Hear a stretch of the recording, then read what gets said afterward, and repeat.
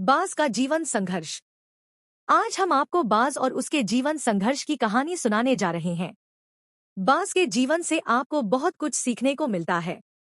हमेशा प्रयत्न करते रहना, कभी शांत न बैठना और अपने लक्ष्य को बिना रुकावट के प्राप्त करना आदि लक्षण हमें बाज से सीखने को मिलते हैं। चलिए जानते हैं बाज के जीवन के बारे में कुछ अनोखी बातें जो आपको अपने जीवन में जरूर उतारनी चाहिए। बाज जिसका जीवन संघर्ष शुरू होता है उसके आशियाने घोंसले से। शायद आपको पता भी होगा बाज एक ऐसा पक्षी है जिसे उड़ान भरने के लिए सबसे पहले तैयार होना पड़ता है। दूसरे पक्षियों की तरह वह घोंसलों में नहीं बैठ सकता। एक बाज अपने बच्चे को उड़ान भरना सिखाने के लिए किसी ऊंचे वृक्ष या फिर पर्वत की चोटी पर जाकर बैठ जाता है और फिर वहां से अपने बच्चे को धक्का देता है। इस वक्त बाज का बच्चा उड़ने के लिए बिल्कुल नया और अनजान होता है। जब बाज अपने बच्चे को ऊपर से गिराता है तो पहली बार बाज का बच्चा अपने पंखों को खोलता है। उड़ान भरना नहीं आता लेकिन फिर भी अपनी पूरी जी जान लगा देता है सुरक्षित जमीन पर उतरने के लिए। इससे हमें एक सीख मिलती है कि जब बाज का एक नन्हा सा बच्चा अपने बचाव के लिए इतना कुछ कर सकता है तो फिर हम क्या कुछ नहीं कर सकते। अंत में आकर बाज का बच्चा 2-3 बार गुलाटी खाकर और अपने पंखों को मजबूती से फैलाकर हल्की हल्की उड़ान भरना सीख जाता है। उसकी ट्रेनिंग इसी तरह 5 से 10 दिनों के लिए जारी रहती है। लगातार प्रयत्न करते रहने से अंत में बाज का बच्चा उड़ना सीख जाता है। अब वह अपने पंखों से इस खुले आसमान को नापने के लिए तैयार है। प्रतिदिन अपना भोजन ढूंढना और उसे अपने पेट तक ले जाने के लिए बाज को कड़ी मेहनत करनी होती है। बचपन से ही बाज अपने बच्चे को आराम अवस्था से दूर रखता है, क्योंकि उसे पता होता है कि मेरी तरह ही इसे भी इस कठोर जिंदगी में कड़ा संघर्ष करना पड़ेगा। धीरे धीरे बाज का बच्चा बड़ा होता है। जैसे जैसे वो बड़ा होता जाता है उसके पंख और भी ज्यादा मजबूत और चोंच पहले से ज्यादा नुकीली और तेज हो जाती है। इस समय वह ऐसा हो जाता है कि अगर वह किसी जानवर को अपने पंजे और अपनी चोंच के दम पर फाड़ कर रख सकता है।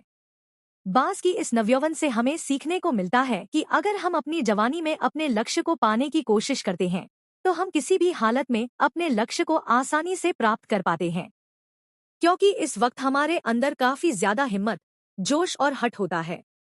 इसीलिए कहा जाता है कि नवयुवता का समय गोल्डन पीरियड होता है, क्योंकि इस समय आप अपने आप को सोने से भी अधिक मूल्यवान बना सकते हैं। चलिए जानते हैं बाज के जीवन का अगला पहलू। अब बाज अपनी वृद्धावस्था की ओर बढ़ना शुरू कर देता है। इस समय उसके पंजे घायल होने लगते हैं, नाखून बड़े और मोड़दार होने लगते हैं। साथ ही उसकी चोंच बिल्कुल मुड़ जाती है, जिससे उसे अगर अपना भोजन खाना हो तो यह असंभव सा हो जाता है।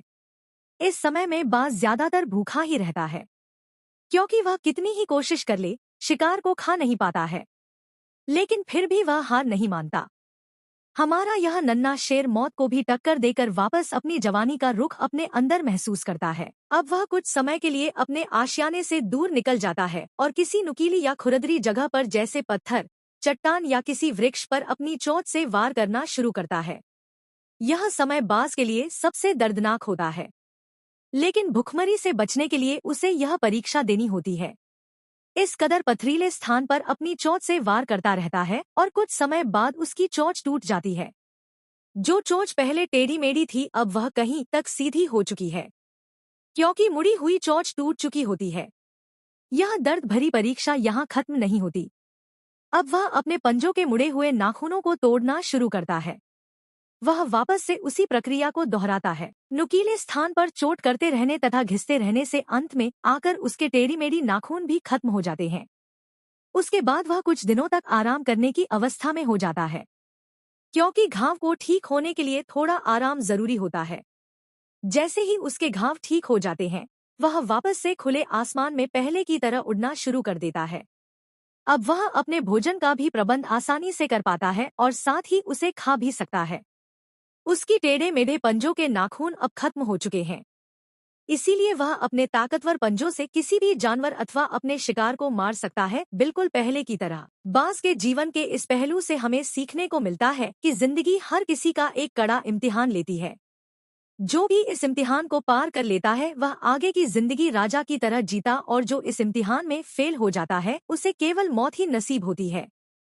हमारा नन्हा बाज जिंदगी को खुली चुनौतियां देता है और बदले में जिंदगी जो उसे चुनौतियां देती वह उन्हें स्वीकार करता है और उन चुनौतियों से लड़ता भी है। चाहे कितना भी कठिन समय हो, बाज अपने मजबूत इरादों और अपने मजबूत और ताकतवर शरीर से उस समय से बाहर निकलता है।